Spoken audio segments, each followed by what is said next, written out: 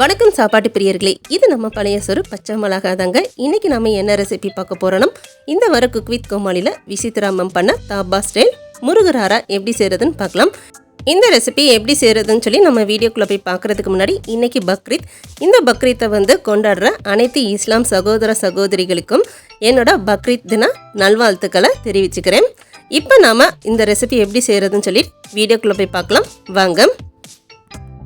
இந்த ரெசிபி பண்ணுறதுக்கு 1/2 கிலோ அளவுக்கு சிக்கன் எடுத்திருக்கேன். சிக்கனை நல்லா க்ளீன் பண்ணி எடுத்து வச்சுருக்கேன். இதில் 1 table spoon Kashmiri chilli powder, 1 table spoon தனி மிளகாத்தூள், 1 டேபிள் ஸ்பூன் மல்லித்தூள், 1/2 டீஸ்பூன் சீரகத்தூள், 1/2 டீஸ்பூன் கரம் மசாலா, 1/2 டீஸ்பூன் மஞ்சத்தூள், இது கூடயே கொஞ்சமாக உப்பு சேர்த்துக்கலாம்.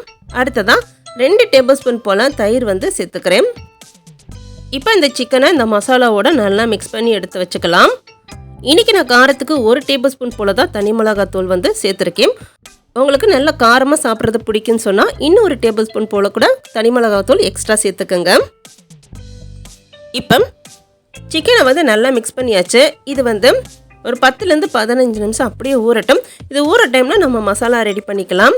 அதுக்கு ஒரு பேனில் கொஞ்சமாக எண்ணெய் விட்டுருக்கேன். எண்ணெய் சூடான பிறகு பிரியாணி இலை, ஒரு துண்டு பட்டை, 3 ஏலக்காய், 1 அன்னாச்சிப்பூ, 3 கிராம்பு சேர்த்துட்டு இப்போ இது எல்லாத்தையும் நல்லா ஃப்ரை பண்ணி விட்டுக்கலாம்.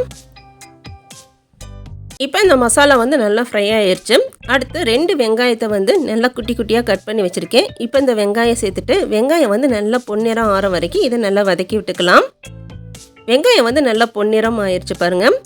இந்த ஸ்டேஜில் நான் 1 டேபிள் ஸ்பூன் போல் இஞ்சி பூண்டு பேஸ்ட் சேர்த்துக்கிறேன். இஞ்சி பூண்டு பேஸ்ட்டு சேர்த்துட்டு இஞ்சி பூண்டோட பச்சை வாசனை போகிற வரைக்கும் நல்லா வதக்கி விட்டுக்கலாம்.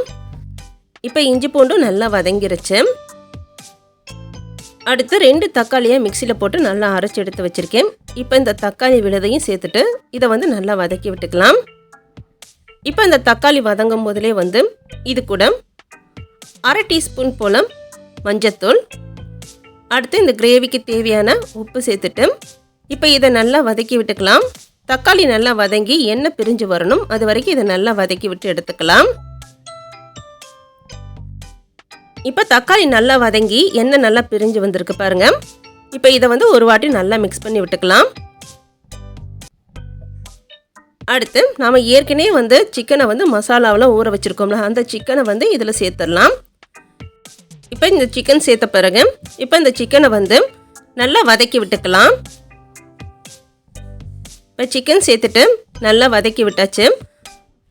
அடுத்து இந்த கிரேவிக்கு தேவையான தண்ணி சேர்த்துக்கலாம். இப்போ இந்த கிரேவிக்கு தேவையான அளவு தண்ணி சேர்த்தாச்சு. அடுத்து இதை ஒரு வாட்டி நல்லா மிக்ஸ் பண்ணி விட்டுக்கலாம். மிக்ஸ் பண்ணி விட்டுட்டு இப்போ இந்த சிக்கனை நம்ம குக் பண்ணி எடுத்துக்கலாம். சிக்கன் முழுசாக குக்காக தேவையில்லை, பாதி வெந்தால் போதும். அது வரைக்கும் அடுப்பு குறைவாக வச்சுட்டு ஒரு 5 நிமிஷத்துக்கு இந்த சிக்கனை குக் பண்ணி எடுத்துக்கலாம். இப்போ இந்த சிக்கன் ஓரளவுக்கு குக் ஆயிருச்சு. இப்போ இதை ஒரு வாட்டி லைட்டாக நாம் கலந்து விட்டுக்கலாம். அடுத்து இந்த கிரேவியில் 50 கிராம் போல் போன்லெஸ் சிக்கனை மிக்சியில் போட்டு அரைச்சி எடுத்து வச்சுருக்கேன்.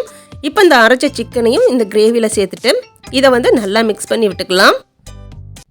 சிக்கன் சேர்த்துட்டு எல்லாத்தையும் நல்லா கலந்து விட்ட பிறகு இப்போ இந்த சிக்கன் நல்லா வெந்து கிரேவியில் இருக்க எண்ணெயில் தனியாக பிரிஞ்சு வர வரைக்கும் இந்த சிக்கனை நம்ம குக் பண்ணி எடுத்துக்கலாம். இப்போ இந்த கிரேவி நல்லா குக் ஆயிடுச்சு, எண்ணெய் நல்லா பிரிஞ்சு வந்திருக்கு பாருங்கள்.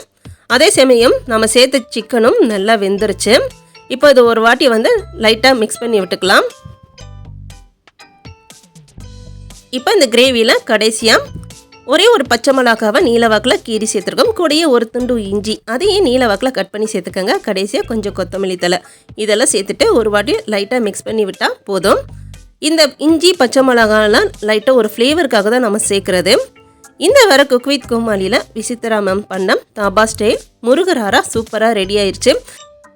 இது போல் நீங்களும் கொஞ்சம் டிஃப்ரெண்ட்டாக ட்ரை பண்ணி பாருங்கள். இந்த வீடியோஸ் உங்களுக்கு பிடிச்சிருக்குன்னு நினைக்கிறேன். வீடியோஸ் பிடிச்சிருந்துச்சுன்னா மறக்காமல் வீடியோஸ்க்கு ஒரு லைக் பண்ணிவிட்டு நம்ம சேனல் பழையசோறு பச்சை மிளகாவை சப்ஸ்கிரைப் பண்ணிட்டு ப்ளீஸ் சேனலையும் சப்ஸ்கிரைப் பண்ணிடுங்க.